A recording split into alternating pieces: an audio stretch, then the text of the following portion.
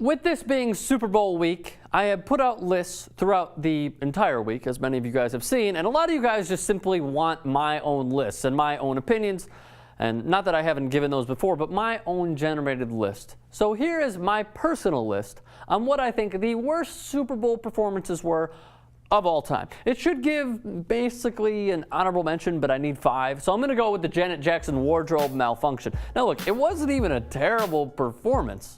Janet Jackson was doing her thing, lip singing and all, which is basically a theme throughout all these Super Bowl halftime performances. And then Justin Timberlake and her were dry humping the living shit out of each other on stage. And then, as he's performing Rock Your Body, at the end, he pulled her titty out. Now, who exactly pulls a titty out at the Super Bowl? I'll tell you who.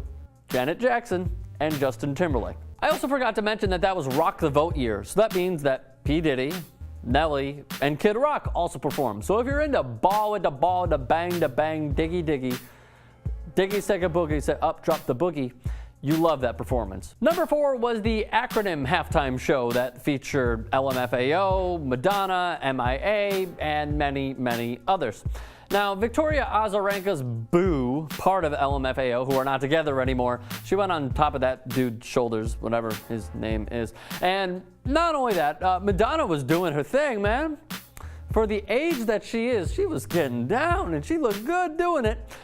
But then, she comes out to strike a pose, Vogue, as the men of 300 carried her in. She asked everyone to strike a pose, and MIA did with the middle finger, which then created like an even not bigger buzz, but maybe just a little less than the Janet Jackson titty buzz. And the NFL were trying to sue the crap out of MIA. I felt bad for MIA, but not the best Super Bowl performance from those involved. The halftime performance at Super Bowl 31 featured the Blues Brothers. Now look, John Goodman, Dan Aykroyd, do your things, man. You both are cool. Jim Belushi, fucking douchebag. And here's why. He's a fellow Chicagoan, as he likes to anoint himself. He has basically anointed himself the sportsman, the biggest sports fan of Chicago. Look, Jim, we don't like you that much. You live in your brother's shadow. You were a failure on Saturday Night Live, and you claim to be like this #1 sports fan of Chicago when you're from Wheaton. Look, I'm from Northbrook. I think I'm a fantastic Chicago fan. I love my Chicago teams. But I don't go and be a humongous asshole to Susanna Collins, who was of Comcast Sportsnet during Shoot the Puck at a Blackhawks game. I don't invite myself to other people's parties. I don't try to crash the locker rooms, which I'm sure he's tried to do many times. Jim Belushi, go home, stay in your house.